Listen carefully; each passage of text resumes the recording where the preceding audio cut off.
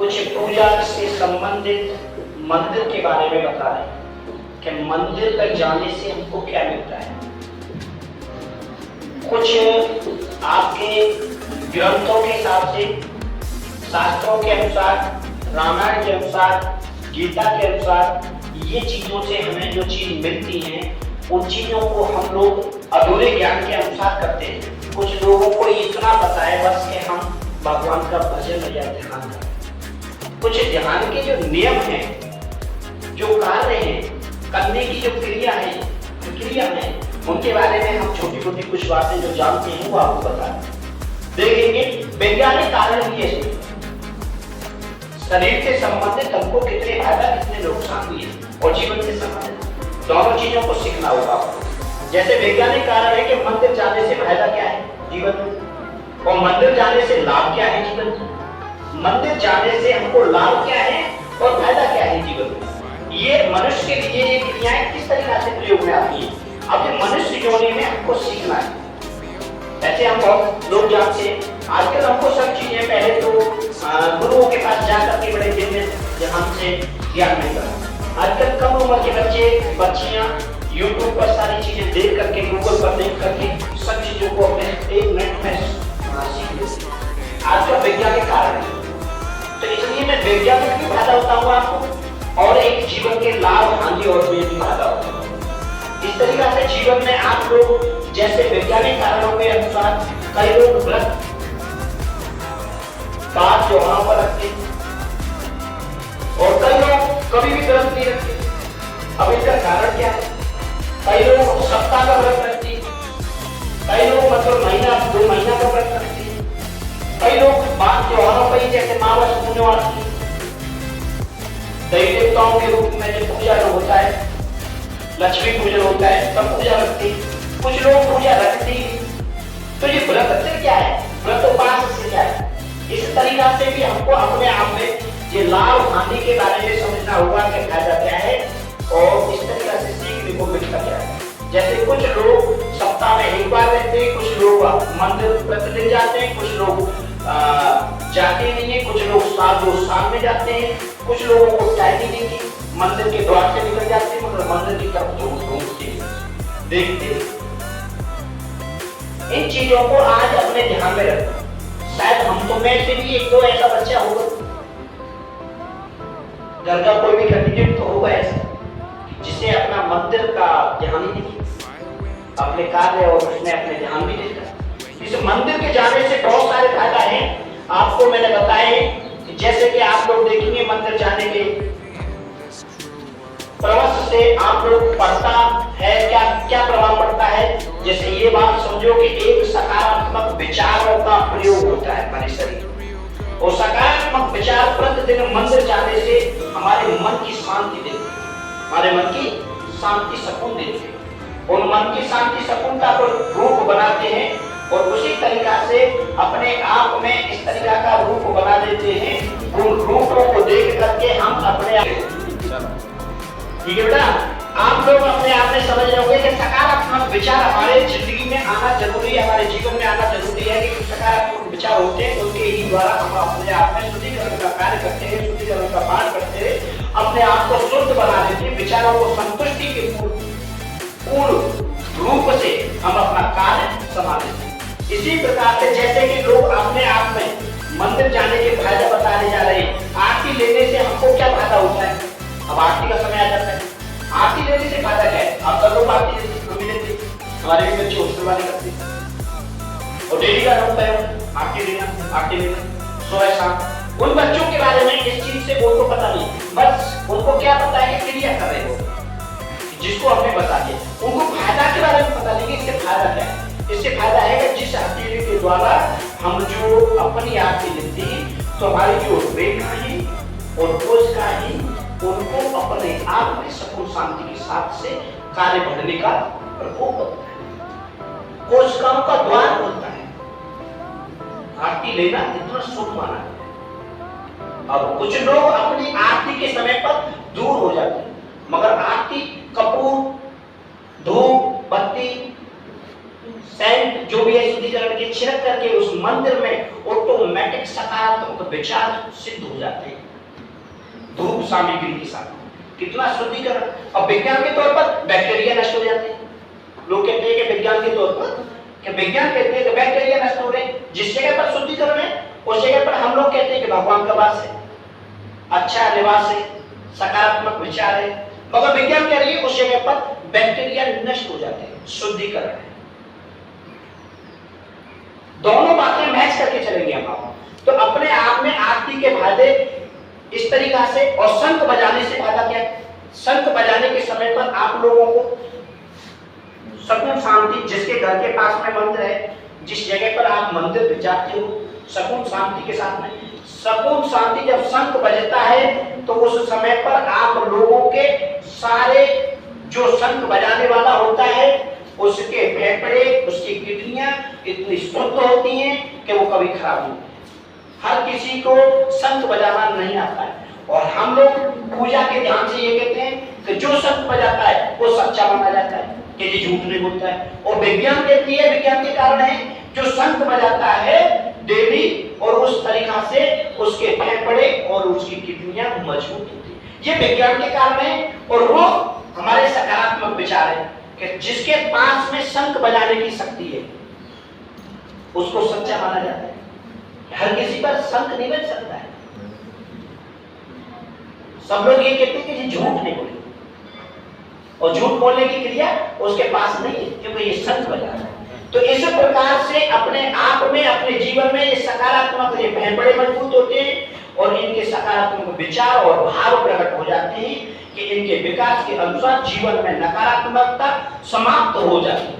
नकारात्मकता जो विचार होते हैं वो समाप्त हो जाते हैं, सकारात्मक विचारों के साथ में अपने भविष्य की तरफ आगे बढ़ते हैं। ये शुद्धिकरण के विचार है, ये मंदिर जाने के भागा है, ये पूजा करने के भागा है। तो इसलिए बढ़ते हुए कदमों को कभी ना रोके, मंदिर से जाने से कभी ना रोके। आप लोग मंदिर जाएं, पूजा पाठ करें, अपने मन के विश्वास की शांति, आत्मता, अपने बल को बढ़ाएं, प्रकट करें। आप लोग कहते हैं विज्ञान में, फिजिक्स में, जैसे बल की दृष्टि बनाते हैं, जैसे माइनस प्लस, आप लोग उनके हिसाब से नेगेटिव एंड पॉजिटिव बनाते हैं। बल की दृष्टि है जो शहरों के हिसाब से जो माइनस की तरफ जाते हैं वो बल कम होता है, और प्लस की तरफ जाते हैं वो बल बढ़ता है। ये विज्ञान के कारण है। और इसमें ही पूजा पाठ के कारण, हमारे सकारात्मक विचारों के कारण है कि हमारे अंदर ऑटोमेटिक विचारता बढ़ जाती है।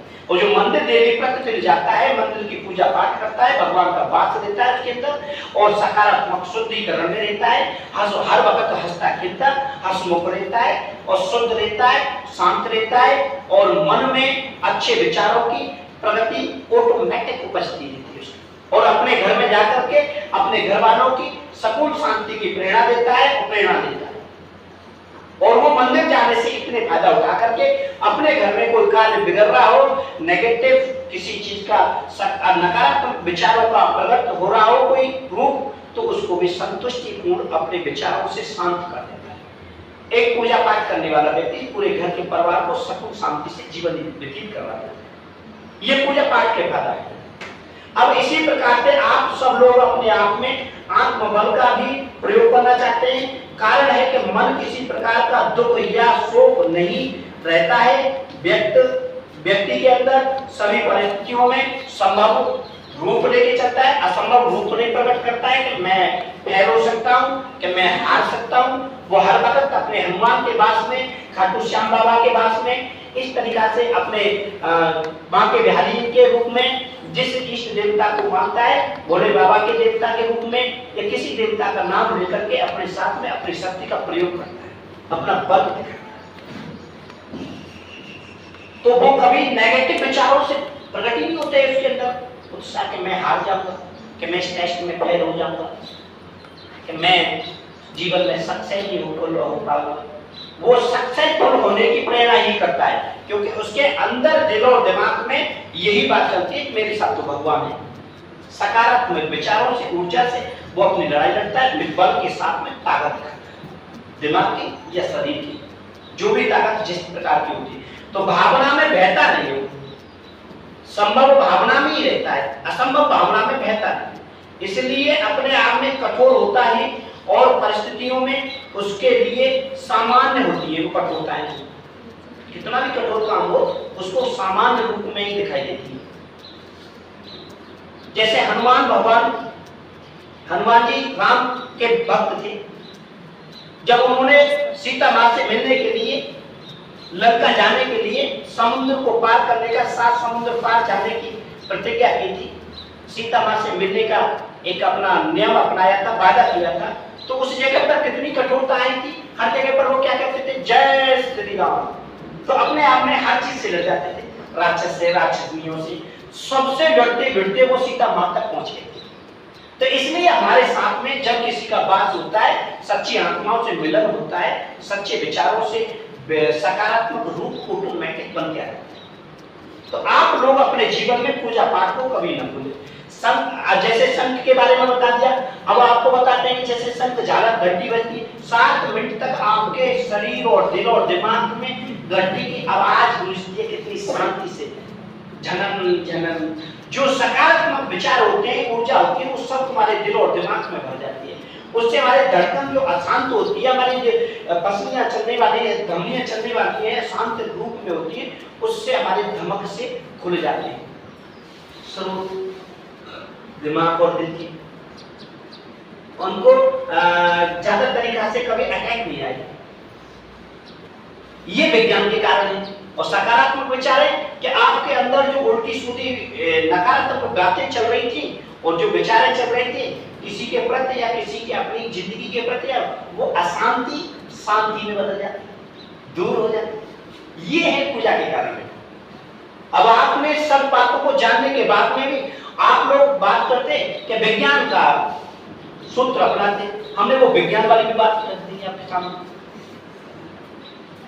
और एक भगवान की पूजा की अर्चना भी रखती है।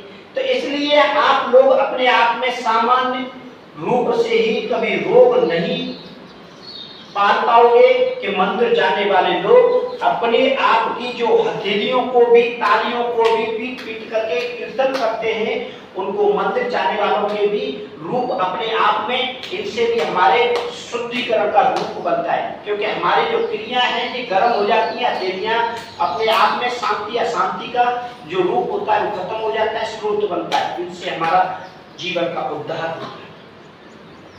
अब इससे लोग कहते हैं कि मतलब जैसे कोई क्रिया करना, ऐसे क्रिया करना, या ऐसे आप ताली बजाना तो ये भगवान का कीर्तन हो गया, और ऐसे क्रिया करना तो विज्ञान का कार्य हो गया, अपने आप के शरीर को संचालन में रखना। किसी का पैर सो जाता है, हाथ सो जाता है, तो लोग क्या कहते हैं, इसको ऐसे करो, ऐसे करो, एक्सरसाइज बोल देते हैं, उसे बहुत दे देते हैं। किसी का हाथ काट करना छोड़ देते, तो उससे खून का संचालन हो जाता है धमनियों, और हड्डियां काम करने लग जाती है, मांसपेशियां मजबूत हो जाती है। तो हथेली को, ताली को बजाने से ये फायदा है कि विज्ञान के कारण है, और विज्ञान के कारण ये भी है कि आपको शुद्धिकरण होगा। अब उसके साथ में आपको पूजा पाठ का कारण ये आता है कि हथेली बजाने से हमारे जीवन के द्वार खुल जाते हैं, शुद्धिकरण की तरफ हमारी कोशिकाएं कार्य करने लगती हैं। लोग कहते हैं ना कि ये जीवन रेखा है, ये फलानी रेखा है, ये रेखा है, तो रेखा अशांति में बैठी हुई है, कट कर रही है, वो ऐसे बजने से उनसे रेखाएं बढ़ जाती हैं, भगवान के ध्यान में लीन हो जाते हैं। लोग कहते हैं कि इनके इसमें जीवन में तो ये था ही नहीं कि आत्मा से गया, तो उसकी पूजा कर्म से आया, वो कभी बीमार नहीं हो सकता है। कुछ दिन उसको कष्ट पीड़ाएं आती है, मगर लेट अवेले वो शांति में जरूर जीता है। तो इसलिए मंदिर जाने से बहुत सारे निम्न फायदा है। आप लोग अपने आप में कभी बहके नहीं किसी के, और उनका तनाव खत्म हो जाता है, उनके तनाव में रहने वाली आदतें खत्म हो जाती हैं। उस व्यक्ति का हर रोग शिकार होता है, जिस भी रोग से वो शिकार होता है वो रोग भी खत्म हो जाते हैं। लेकिन मंदिर जाने वाले लोगों के लिए दिल और दिमाग में शांति का वास रहता है, दिमाग पर कोई लोड नहीं होता। मंदिर जाने वाले ग्रह कलेश नहीं होने देते हैं, और घर के दूसरे उसके झगड़ा करने वाले लोगों से भी दूर हो जाते हैं। घर में ग्रह कलेश खत्म हो जाता है, उससे समझदारी आ जाती है, नियंत्रणता रखने लग जाता है, संतुलन रखने लग जाता है, अपने परिवार को शांति रूप में जीवन ध्यान देने के लिए उनको शांत रास्ते पर शांत विचारों से प्रकट कर देते हैं। ये मंदिर जाने वाले वातावरण के बारे में मैं बता रहा हूँ, ये सकारात्मक विचार है। ये मंदिर जाने वाले लोगों के उनके अंदर तनाव खत्म हो जाता है, उनके अंदर क्रोध खत्म हो जाता है, लोभ लालच खत्म हो जाती है। मंदिर जाने वाले के लिए ऑटोमेटिक अपने जीवन के बारे में सोचता है तो दूसरे का भी जीवन उसको ऐसा ही प्रतीत होता है जैसा मेरा जीवन। उनको मालूम हो जाता है कि कष्ट, लोभ, लालच, पीड़ा ये किसकी बीमारी है, कि जीवन के दुखदायी के बीमार करने के लिए लोभ है, कि लोभ आपके पास आज लाख 2 लाख रुपए है, कल 10 लाख की लालसा बढ़ेगी, तो लोभी तो ही है। तो आप लोग कितने कष्ट पीड़ाओं से जूझोगे, भूखे प्यासे, भागोगे, दौड़ोगे और बुरा भी करोगे, भला भी करोगे, क्योंकि 10 लाख का प्रयोग करना है।